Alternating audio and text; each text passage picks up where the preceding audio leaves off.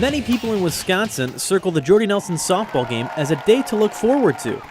The staff at the Wisconsin Timber Rattlers is no different.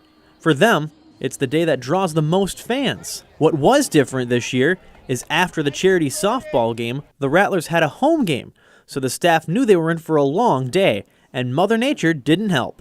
This morning we had some weather came through, which wasn't predicted by some of the weather stations, and so I got a wake-up call at 4:09 this morning to come in and put the tarp on. So I think we put on at about 4:28 this morning. We played the Jordy Nelson sponsor game before we put the tarp then back on the field. Had a bit of rain for maybe 45 minutes or so, and then picked up a home run derby once we got the tarp back off the field and were able to play. Turned into a beautiful day. Home run derby went well. The Jordy Nelson softball game went extremely well.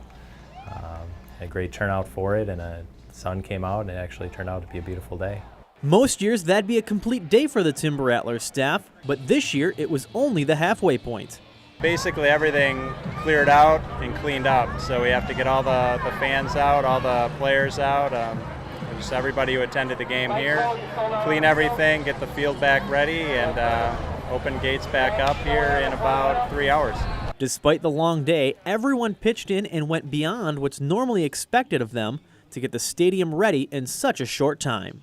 It's pretty amazing. We have, I think, 27 full-time people, and everybody was here and a part of these tarp pulls and just getting the stadium ready. And then following the Jordy Nelson game, we have about 300 game day staff, and there were probably, I want to say probably 200 to 250 of them scheduled today with the big Jordy Nelson game and then our game tonight. And a lot of them stayed between games to help clean the stadium, so picking up trash, just cleaning certain areas and making it clean for our game tonight. And it's really cool, really amazing to see how much effort and how much people care. Not only was this a long day for the staff, but it was also one of the busiest in Timber Rattlers history.